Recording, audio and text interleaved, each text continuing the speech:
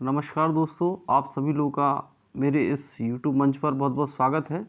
आज हम जिस विषय को लेके आए हैं वह है शुंग वंश और हम लोग अपनी MPGK की श्रृंखला में आज मौर्योत्तर काल की चर्चा करेंगे। मौर्योत्तर काल में जो सबसे महत्वपूर्ण है वह है शुंग वंश और इसका महत्व इसी से प्रतिपादित होता है कि इस वंश के जो शासक रहे हैं उनका साम्राज्य में एक बड़ा भाग मध्य प्रदेश से जुड़ा हुआ रहा है। तो चलिए आज हम जानते हैं कि कौन थे शुंग वंश के शासक जिन्होंने एक बहुत बड़े साम्राज्य का निर्माण किया। तो बहुत अधिक समय नहीं लेंगे और हम लोग शुरुआत करते हैं। मौर्योत्तर काल में अगर देखा जाए कि मौर्य साम्राज्य के अंतिम समय में भारत में अनेक जनपद और नगर स्थापित हो गए थे। मध्य प्रदेश में उस समय कम से कम 7 नगर थे, जिनमें महत्वपूर्ण बात की जाए तो त्रिपुरी, एरण, महिष्मती, भागिल, विदिशा, उज्जैनी और पद्मावती, है ना। ये 7 बड़े प्रमुख नगर थे। इन्होंने अपने अपने नाम से सिक्के ढाले, ठप्पे लगे हुए थे जिन्हें आहत सिक्के भी कहा जाता है। इन सिक्कों की प्राप्ति से हम इनके अस्तित्व का पता लगा सकते हैं, है ना। तो इस जो बात है कि 7 बड़े नगर जो थे उसमें मध्य प्रदेश में जिनकी मैंने चर्चा करी, त्रिपुरी की मैं बात करूं, आगे मैं इस वीडियो में डिटेल में बताऊंगा इन सारे शहरों के बारे में। चलिए सबसे पहले देखते हैं त्रिपुरी के बारे में। त्रिपुरी सभी लोग जानते हैं कि आधुनिक जो मध्य प्रदेश है उसके जबलपुर जिले में नर्मदा के तट पर स्थित है ना। इसकी पहचान जबलपुर भेड़ाघाट मार्ग पर स्थित तेवर नामक ग्राम या टेवर से की जाती है। अगर हम बात करें ग्रंथों की तो बृहत संहिता, 12 मेहर का बृहत संहिता है ना, उसमें भी इस नगर के बारे में वर्णन हमको मिलता है। उत्तर भारत से दक्षिण भारत की ओर जाने वाले मार्ग के मध्य में स्थित होने के कारण त्रिपुरी का आर्थिक महत्व भी था। मौर्योत्तर युग में यहाँ प्रमुख व्यापारिक संघों के द्वारा प्रशासनिक जो है क्षेत्र जो है वो शासित होता था। और आगे चल के हम देखते हैं कि जब पूर्व मध्यकाल शुरू होता है तो त्रिपुरी में कलचुरी राजवंश, जिसकी चर्चा हम आगे के वीडियोस में करेंगे, यहाँ पे शासन मिलता है। तो मेनली त्रिपुरी के बारे में यही है कि यह जबलपुर में है और नर्मदा के तट पर स्थित है। इसे तेवर ग्राम के रूप में जो है वर्तमान में इसका सामंजस्य बिठाला जा सकता है। और ग्रंथ की बात करें तो बृहत संहिता में भी इसकी चर्चा मिलती है। सर्वप्रथम अगर त्रिपुरी की खोज की बात की जाए तो 1860 में कर्नल यूले ने लॉर्ड कैनिंग की शिविर व्यवस्था की यात्रा के समय की थी। लॉर्ड कैनिंग का शासनकाल था, वो हमारे देश के समय कहा जाए कैनिंग को पहले वाइसराय का भी जो है वाइसराय कह लें, है ना, वाइसराय या गवर्नर जनरल कह लें, है ना, इसका जो है इनका श्रेय है। और उनकी शिविर की शासन व्यवस्था के समय कर्नल यूले ने 1860 में त्रिपुरी की खोज की थी। तदंतर जनरल कनिंघम ने 1873-74 में त्रिपुरी के अवशेषों पर एक सर्वेक्षण रिपोर्ट भी प्रकाशित की। कनिंघम जो कि हमारे जो भारतीय पुरातत्व विभाग है, आर्कियोलॉजिकल सर्वे ऑफ इंडिया, है ना, जिसकी 1861 में चर्चा मिलती है इस्टेब्लिशमेंट को लेके है। तो इसके अंतर्गत जो है कनिंघम ने 73-74 में एक रिपोर्ट जारी की थी। इसके पश्चात कीलहॉर्न ने तेवर से प्राप्त अभिलेखों को प्रकाशित किया और 1922 में रखालदास बनर्जी ने पूरे त्रिपुरी राज्य का सर्वेक्षण कर द हेहाज of Tripuri and their monuments प्रकाशित किया। हेहाज, है ना, यहाँ हेहा वंश के जो शासक थे, है ना, उनका शासन था, तो उन्हीं के नाम पे हेहाज of Tripuri and their monuments जो है इन्होंने प्रकाशित कराया। नेक्स्ट है, अगर त्रिपुरी की बात की जाए तो यहाँ से अवशेष क्या क्या प्राप्त हुए भाई। जो ताम्राश युगीन है ना, या ताम्र पाषाण युगीन संस्कृति के अवशेष, उत्तरी काले उपदार यानी जैसे NBP कहते हैं उसके मिट्टी के बर्तन, त्रिपुरी जनपद की मुद्राएं, मुद्राओं पर त्रिपुरी लेख ब्राह्मी लिपि में यहाँ पे अंकित मिला है। सातवाहनों की तांबे, शीशे और पोटीन की मुद्राएं यहाँ से प्राप्त हुई हैं। पूर्व मध्यकाल में त्रिपुरी कलचुरी वंश की राजधानी थी, है ना। कलचुरी वंश को हम लोग आगे के वीडियो में जब कलचुरी पढ़ेंगे तो उसमें हम डिटेल से बताएंगे। और इसके अलावा कांग्रेस के 52वें अधिवेशन में, जो कि तिलवारा घाट के पास त्रिपुरी को चुना गया था, है ना। आप सभी लोग जानते हैं कि कांग्रेस का जो 52वां अधिवेशन हुआ था, है ना, इसमें सुभाष चंद्र बोस जो है वो अध्यक्ष बने थे। कौन बना था? सुभाष चंद्र बोस। इन्होंने गांधी जी के समर्थक पट्टाभी सीतारमैया को पराजित किया था। बहुत अच्छा इंसिडेंट है। 1938 की अगर हम बात करें तो हरिपुरा अधिवेशन हुआ था कांग्रेस का, और कांग्रेस का ये हरिपुरा अधिवेशन था जिसमें सुभाष चंद्र बोस अध्यक्ष थे। और 1939 में त्रिपुरी में भी ये अध्यक्ष बन गए। इन्होंने किसको हराया था? पट्टाभी सीतारमैया को। इस अधिवेशन की एक विशेषता ये थी कि बड़ा ही क्राउड इकट्ठा हुआ था इस अधिवेशन को, मतलब अबाउट जो है चर्चा मिलती है 2 लाख के आसपास क्राउड इकट्ठा होना था। और इसके लिए विष्णुदत्त नगर या विष्णुपुरी नगर एक बसाया गया, वहाँ खाली जगह थी, वहाँ सारा अरेंजमेंट बैठाला गया। महत्वपूर्ण बात ये थी कि सुभाष चंद्र बोस जब आए त्रिपुरी तो वो बीमार हो गए। तो उनके मित्र थे डिसिल्वा, जिन्होंने उनको परामर्श दिया कि भाई आप आराम करिए, लेकिन इसके बावजूद भी स्ट्रेचर पे आके उन्होंने सभा को संबोधित किया था। और इसी के बाद जो है गांधी जी से मतभेद जब उनके ज़्यादा बढ़ गए तो उन्होंने त्यागपत्र दे दिया। और इसी दौरान आगे चल के फॉरवर्ड ब्लॉक की स्थापना हुई और कुछ समय बाद वो भारत छोड़ के बाहर से, विदेश से, और जो स्वतंत्रता आंदोलन की गतिविधियां थी उसको संचालित करते रहे। दूसरा महत्वपूर्ण नगर एरण है। जनरल कनिंघम ने सर्वप्रथम प्राचीन जो एरीकरण नगर है ना, इसकी पहचान एरण से की है। एरण की बात की जाए तो एक और मालवा और दूसरी तरफ बुंदेलखंड का प्रवेश द्वार इसे माना जा सकता है। ताम्रयुग से लेकर उत्तर मध्यकाल तक क्रमिक इतिहास हमें यहाँ एरण में मिलता है। अगर नामकरण के संबंध में बात की जाए कि एरण का नाम एरण क्यों पड़ा, तो कुछ विद्वानों का मत है कि यहाँ पे ईरण या रईरख नामक घास की बहुतायत है। कुछ लोग कहते हैं कि एराका नामक नाग के कारण भी इसका नाम एरण पड़ा। तो ये 2 विचार हैं। अगर हम एरण की बात करें तो गुप्त काल की भगवान विष्णु का मंदिर यहाँ पे, और उसके दोनों तरफ वराह और नरसिंह का मंदिर जो है यहाँ पे प्रमुख रूप से है। विष्णु मंदिर के सामने एक 47 फुट ऊंचा गरुड़ ध्वज भी है।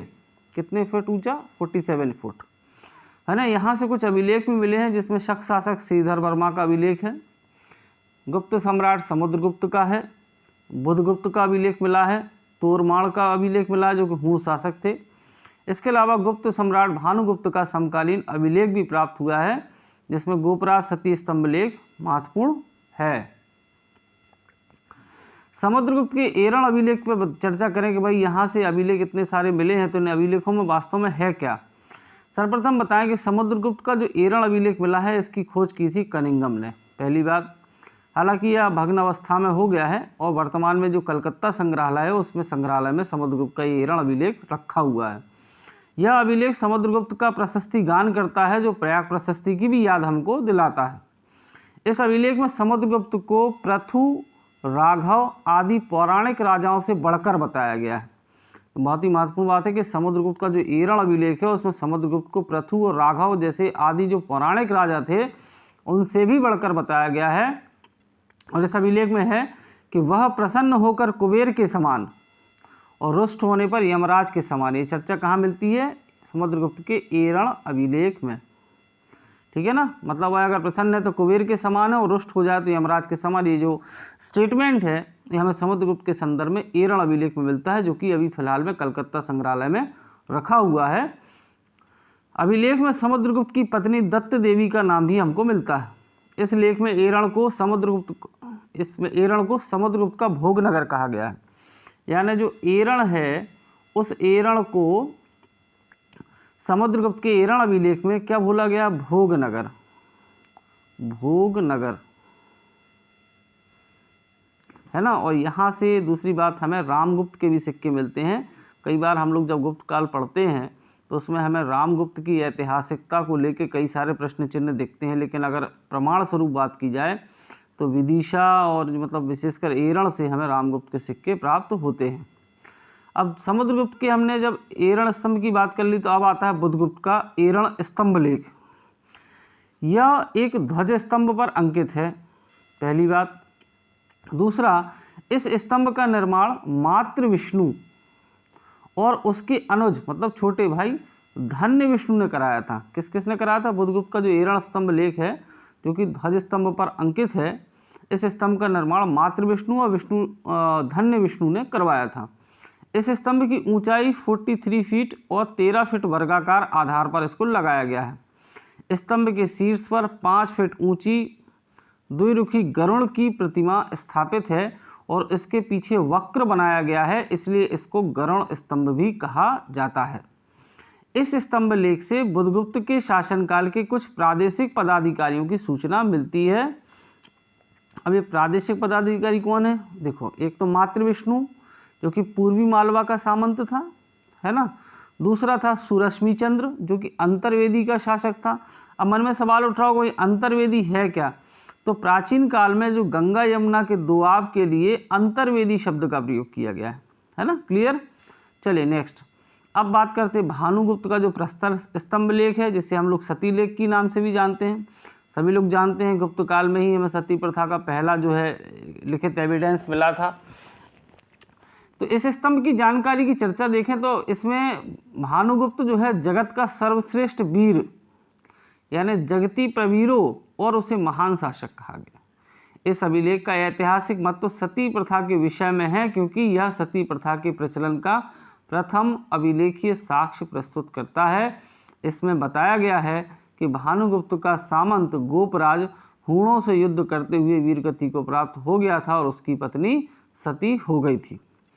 नेक्स्ट है जो एरण में हमें अभिलेख मिलता है वो है तोरमाण का, है ना, जो वराह प्रतिमा पर अंकित है। इससे अज्ञात होता है कि तोरमाण ने इस स्थान को विजित किया था और धन्य विष्णु उसके सामंत जो हैं के रूप में यहाँ पे शासन करता था। ठीक है।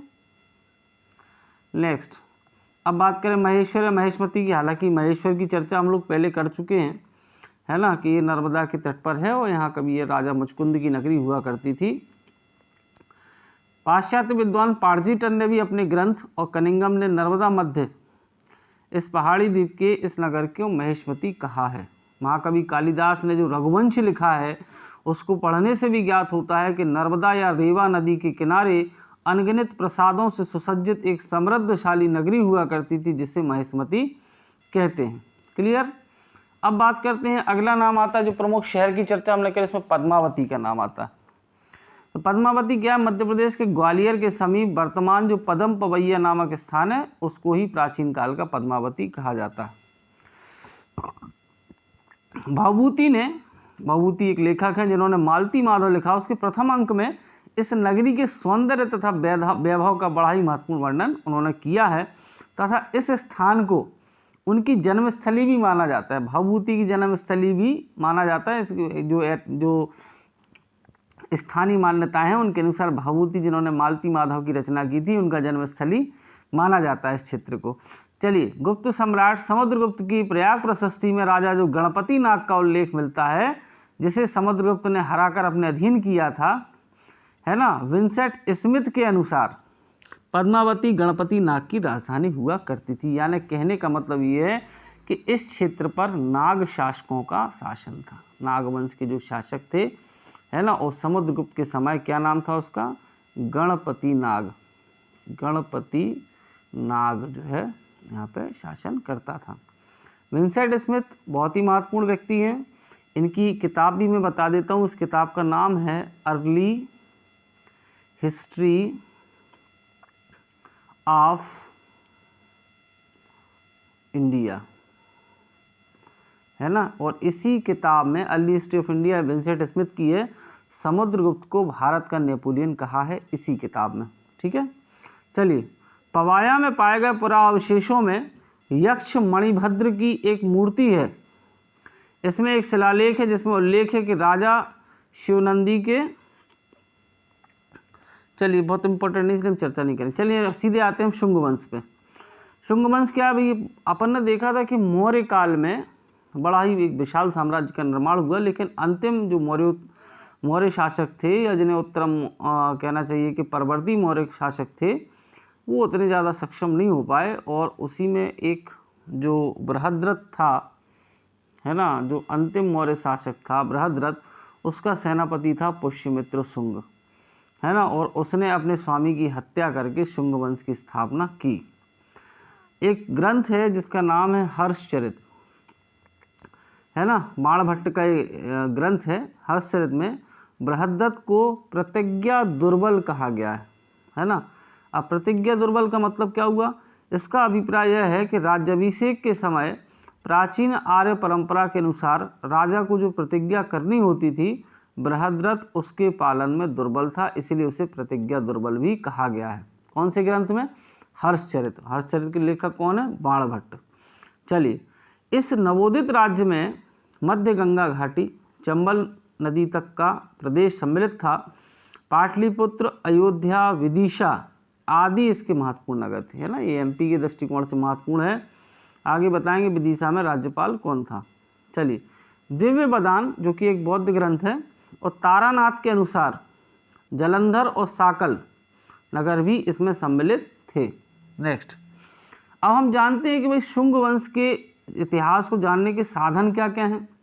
तो सबसे पहले पुराणों की बात करें तो मत्स्य, वायु और ब्राह्मण पुराण या ब्रह्मांड पुराण, ठीक है। दूसरा है पुष्यमित्र द्वारा अंतिम मौर्य सम्राट का वध करके सिंहासन प्राप्त करने का हर्षचरित में वर्णन मिलता है, ये हम आपकी चर्चा बता चुके हैं आपको। पातंजलि पुष्यमित्र शुंग के पुरोहित थे जिन्होंने महाभाष्य लिखा था और उनके महाभाष्य में यवन आक्रमण की चर्चा है। कौन से आक्रमण की चर्चा है? यवन आक्रमण की, जिसमें यह बताया गया कि यवनों ने एक जगह का नाम है साकेत और दूसरे का नाम है माध्यमिका को रौंद डाला। आगे बात करें अगर साधनों की, जो उनको इतिहास को जानने के साधन है, तो उसमें नाम आता है गार्गी संहिता का। ज्योतिष ग्रंथ है एक, इसके युग पुराण खंड में यवन आक्रमण का उल्लेख मिलता है। तो यवन आक्रमण की चर्चा कहाँ मिलती है? गार्गी संहिता के गार्गी संहिता में जो युग पुराण खंड है उसमें यवन आक्रमण की चर्चा मिलती है। और यवन आक्राता जो हैं या आक्रमणकारी जो हैं वो साकेत, पांचाल, मथुरा को जीतते हुए कुसुम ध्वज के निकट तक आ गया। कुसुम ध्वज का मतलब है पाटलिपुत्र। पीएससी की परीक्षा या कई परीक्षाओं में भी ये क्वेश्चन आ सकता है और एक बार आया भी है कि कुसुम ध्वज जो है वो नाम किसका है, तो वो सही उत्तर होगा उसका पाटलिपुत्रा। चलिए, अब बात करें हम कि मालविकाग्नि में ग्रंथ की। मालविकाग्नि ग्रंथ जो है वो कालिदास का एक नाटक है और उसमें शुंगकालीन राजनीतिक गतिविधियों की जानकारियाँ मिलती हैं। पुष्यमित्र का पुत्र जो है अग्निमित्र था। पुष्यमित्र का लड़के का क्या नाम हो गया? अग्निमित्र। वह विदिशा का राज्यपाल था और उसने विदर्भ को जीतकर अपने राज्य में मिला लिया था। कालिदास यवन आक्रमण का उल्लेख करता है जिसके अनुसार अग्निमित्र के पुत्र, उसका नाम था, अग्निमित्र के पुत्र का नाम क्या था? वसुमित्र, ने सिंधु नदी के दाहिने किनारे यवनों को पराजित किया, है ना। और एक महत्वपूर्ण बात है कि मालविकाग्नि मित्र में आमत्य परिषद, ये क्वेश्चन भी आया हुआ है, और महाभाष्य में सभा का उल्लेख मिलता। ठीक है, अगला स्रोत हमारा जो हरिवंश है।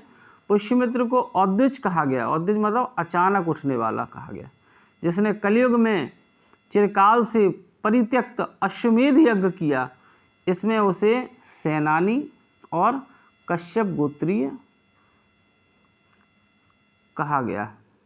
और अगला ग्रंथ है दिव्य बदान। क्लियर? तो ये जो स्रोत थे इनसे हमने शुंग वंश को जानने का प्रयास किया।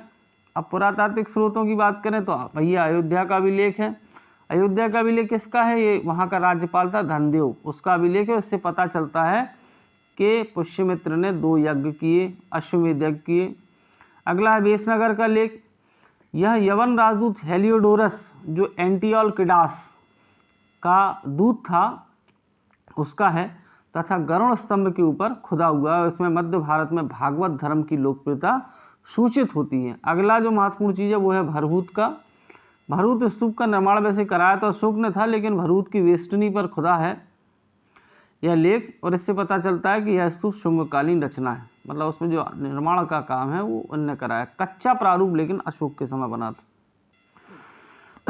चलिए, शुंगों की उत्पत्ति हम लोग जान लेते हैं कि शुंगों की उत्पत्ति, कई लोग कहते हैं ब्राह्मण वंश की, क्या है इसकी स्थिति है, इसको जानने की कोशिश करते हैं। कि शुंग वंश को जो महर्षि पाणिनि हैं उन्होंने भारद्वाज गोत्र का ब्राह्मण बताया है ना। पाणिनि है ना, उन्होंने क्या बताया? भारद्वाज गोत्र का।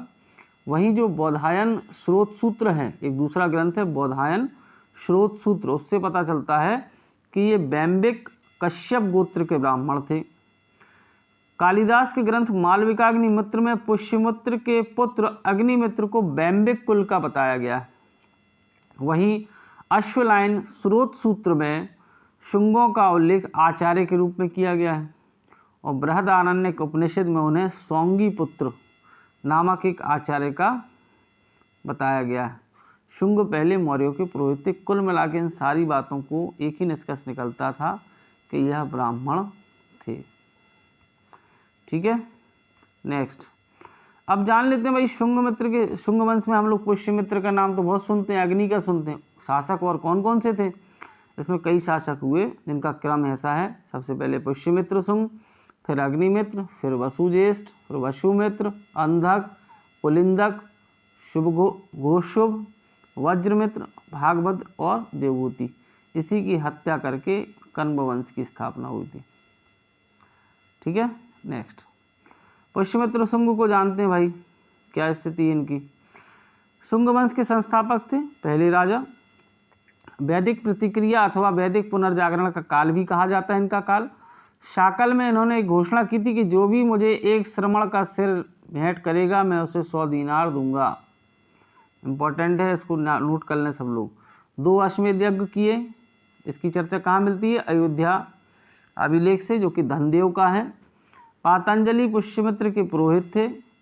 पाटलिपुत्र इनकी राजधानी थी, हालांकि विदिशा को भी इन्होंने दूसरी राजधानी बनाया था।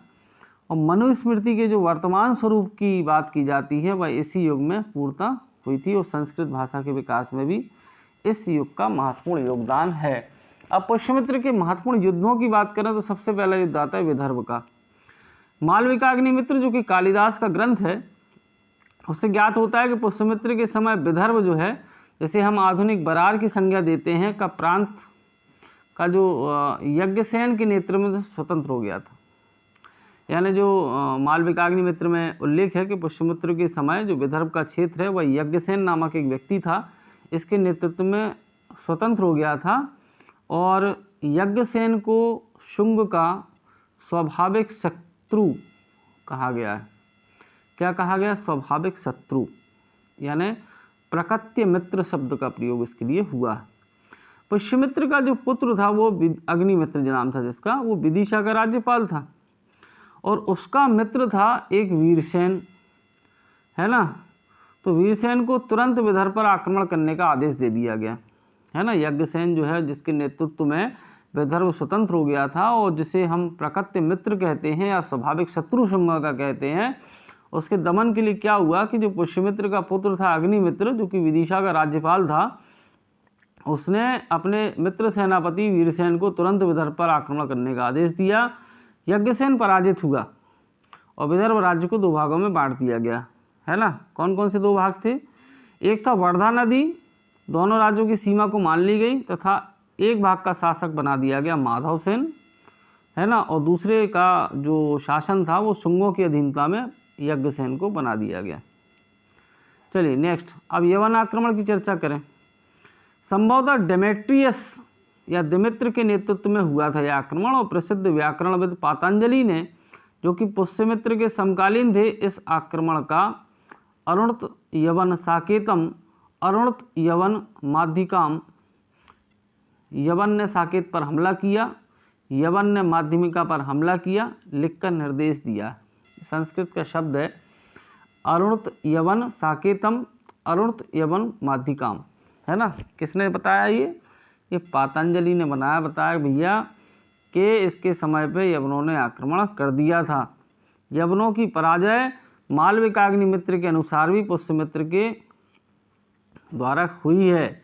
उसके पुत्र जो पोता था, है ना, जिसका नाम था वसुमित्र, उसको सिंधु नदी के तट पर उसने क्या किया था? यवनों को हरा दिया था।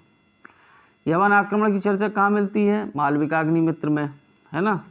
और इसको हराया किसने था? सिंधु के तट पर उसका पोता था वसुमित्र जो था, उसने इनको हरा दिया था। अब बात करें कि भाई शुंगों के समय जो कला संस्कृति का विकास हुआ उसमें 3 बड़ी महत्वपूर्ण चीज़ें, एक भरूत स्तूप, सांची और गरुड़ स्तंभ। ठीक है ना। शुंग कला के सर्वोत्तम स्मारक है स्तूप। ये जो स्तूप है भरूत का, भरूत है कहाँ पे? ये सतना जिले में पड़ता है। ठीक है ना। भरूत स्तूप मूलतः ईंट गारे की सहायता से अशोक के समय बनाया गया था, लेकिन इसकी जो पाषाण वेदिका है और तोरणों का निर्माण है, पाषाण वेदिका और तोरणों का जो निर्माण है वह शुंगों के काल में हुआ। 1873 में कनिंघम ने इसको खोजा था।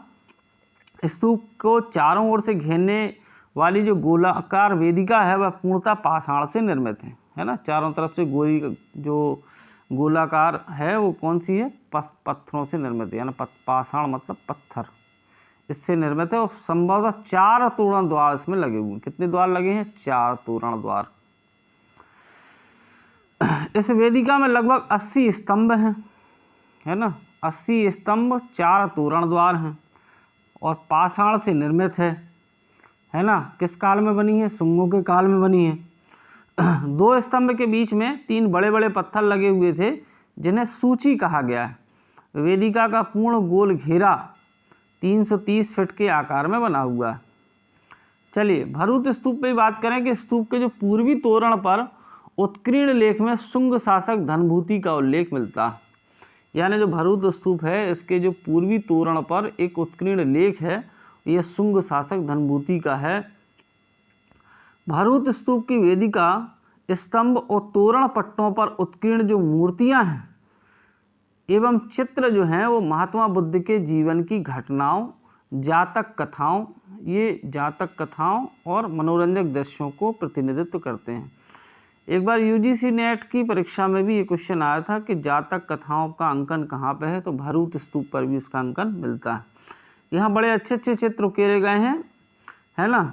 अब बात करें एक चित्र जो माया देवी के स्वप्न से संबंधित है। यहाँ भरूत के जो स्तूप है, यहाँ पे जो चित्रांकन है, जो उत्कीर्णन है, उसमें एक चित्र है वो माया देवी के स्वप्न से संबंधित है, जिसमें श्वेत हाथी आकाश मार्ग से उतरकर उनके गर्भ में प्रवेश करते हुए दिखाया गया है और इसे अवक्रांति शब्द का यूज इसके लिए हुआ। साथ ही साथ इन पर यक्ष का, है ना, यहाँ क्या क्या मिलता है भाई? यक्ष का, नाग का, लक्ष्मी, राजा, सामान्य पुरुष, सैनिक, वृक्ष, बेल आदि अलंकारिक प्रतीक भी उत्कीर्ण है ना। चलिए नेक्स्ट भाई क्या उत्कीर्ण है? एक चित्र और है जिसमें जल से निकलते हुए ऐरावत नागराज को परिवार सहित बोधि वृक्ष की पूजा करते दिखाया गया है। किसको? ऐरावत नागराज को, है ना, बोधि वृक्ष की पूजा करते हुए दिखाया गया है। इसी प्रकार और चर्चा मिलती है कि अलम्बुसा मिस्रकेशी,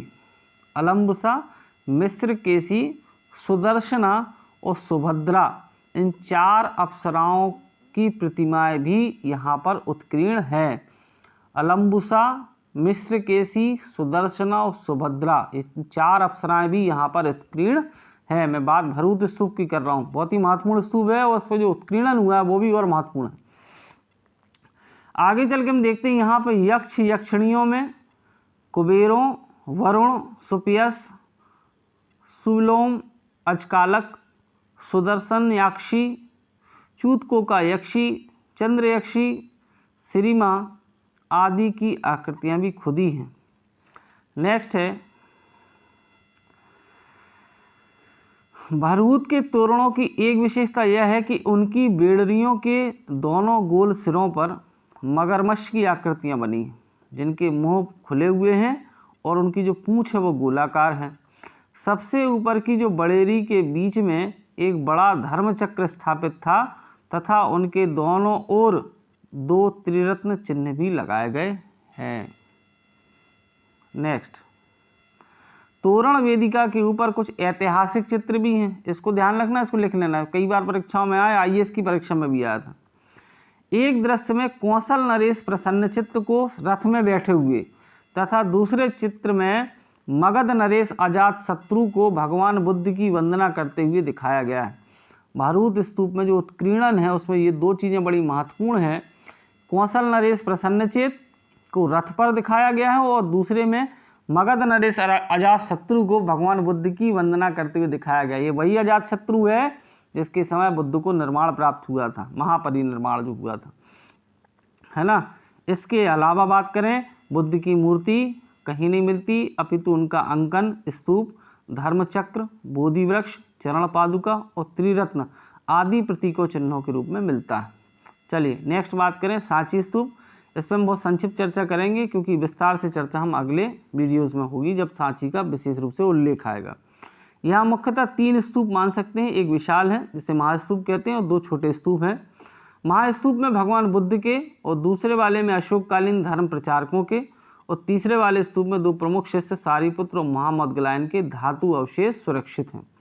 महास्तूप का निर्माण अशोक के समय ईंटों की सहायता से हुआ था तथा उनके चारों ओर काष्ठ की वेदिका बनी थी, परंतु शुंग काल में यहाँ पर पाषाण पट्टियों से पाषाण का यूज हुआ। सांची में जो पाषाण का यूज हुआ वो शुंग काल में हुआ।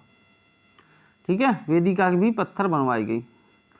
हालांकि देखिए कई बार हम लोग देखते हैं जो बौद्ध ग्रंथ हैं वो शुंग वंश को जो है बौद्धों का हत्यारा और ये सब बताते हैं, लेकिन मुझे ऐसा लगता है कि बौद्ध में जैसे मान लो भरूच स्तूप हो गया, सांची हो गया, इन दोनों को तो शुंग काल में ही जो है डेवलपमेंट हुआ था, तो कहीं ना कहीं ये एक बाइस्ड सोच भी हो सकती है इतिहासकारों की।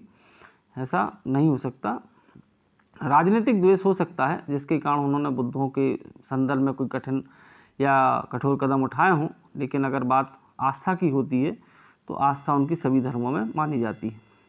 चलिए, बुद्ध के जीवन से संबंधित विविध दृश्यों का अंकन सांची शिल्प में भरूच की अपेक्षा अधिक मिलता है ना। अगर ऐतिहासिक दृश्यों में बात करें तो मगध नरेश अजातशत्रु है ना, अथवा कौशल नरेश प्रसन्न चित्र का या प्रसन्न चेत का बौद्ध के दर्शन हेतु आना, शुद्धोधन का नगर के बाहर निकलकर बुद्ध का स्वागत करना, अशोक का बोधि वृक्ष के पास जाना आदि का अंकन भी हमें सांची स्तूप के पर मिलता है। बुद्ध के जीवन की घटनाओं को विविध प्रतीकों के माध्यम से यहाँ पर दर्शाया गया है। बोधि वृक्ष, धर्मचक्र और स्तूप पूजा के दृश्यों को बारंबार उत्कीर्ण यहाँ पर किया गया है। यह क्रमशः ज्ञान प्राप्ति, प्रथम उपदेश और महापरिनिर्वाण के प्रतीक हैं। नेक्स्ट, अब हम बात करें गरुड़ स्तंभ की। इसे हेलियोडोरस स्तंभ के नाम से भी जाना जाता है और खम्ब बाबा के नाम से भी जाना जाता है। जनरल कनिंघम ने इसको 1877 में खोजा था और वर्तमान में यह क्या है, विदिशा के पास में स्थित है। हिंदू धर्म से संबंधित प्रथम प्रस्तर स्तंभ लेख है और इसका जो घुरा आधार अठ पहला है तथा यह एकाश्म रचना है। एकाश्म रचना मतलब एक ही पत्थर से बनी हुई है ना, पत्थर नहीं सॉरी, वो जो इसे बनाया गया जो मटेरियल है वो एक ही है। इसके मध्य भाग तथा ऊपरी भाग में क्रमशः 19 और 32 किनारे हैं। शीर्ष भाग घंटे के आकार का है। सबसे ऊपर मुकुट के समान ताड़ के पत्तों का अलंकरण है। स्तंभ पर पाली भाषा में भाषा पाली, लिपि ब्राह्मी का प्रयोग करते हुए एक अभिलेख भी हमको मिलता है। अब पुष्यमित्र के बाद इतनी सब चर्चाओं का अग्निमित्र की बात करते हैं, जो कि पुष्यमित्र का लड़का था, है ना। तो ये पुष्यमित्र शुंग के बाद सम्राट बना और ये जब पुष्यमित्र का शासनकाल था तब ये विदिशा का गोप्ता या जिसे हम उपराज्यपाल या राज्यपाल कहते हैं वो इसका बना हुआ था। मालविका अग्निमित्र से ज्ञात होता है कि विदर्भ की जो राजकुमारी थी जिनका नाम था मालविका से अग्निमित्र ने विवाह किया था। यह उसकी तीसरी पत्नी थी। पहली 2 पत्नियां थी अग्निमित्र की, एक का नाम था धारणी और दूसरे का नाम था इरावती। इस नाटक से यवन शासकों के साथ एक युद्ध का भी पता चलता है जिसका नायकत्व जो है वह अग्निमित्र के जो पुत्र थे वसुमित्र उन्होंने किया था। हमने बताया था कि वसुमित्र ने सिंध के तट पर उनको हराया था। पुराणों में अग्निमित्र का जो राज्यकाल है वह 8 साल का बताया गया। चलिए, आज का हमारा वीडियो यहीं से ख़त्म होता है और MPJK की बेस्ट किताबें तथ्यात्मक मध्य प्रदेश मैकग्रा हिल से प्रकाशित होती है। ये किताब और मध्य प्रदेश इतिहास कला संस्कृति, ये दोनों किताबें आप लोग पढ़ें। MPPSC की परीक्षा हो, चाहे आप BA की परीक्षा दे रहे हो, चाहे MA दे रहे हो, जहाँ भी मध्य प्रदेश इतिहास की बात आती है ये बेस्ट बुक है। इस बुक को मैं रिकमेंड करता हूँ। ये Amazon, फ्लिपकार्ट पर भी आपको उपलब्ध और आपके निकटतम बुक स्टोर पर भी उपलब्ध हो जाएगी। सभी को मेरा बहुत बहुत धन्यवाद। नमस्कार।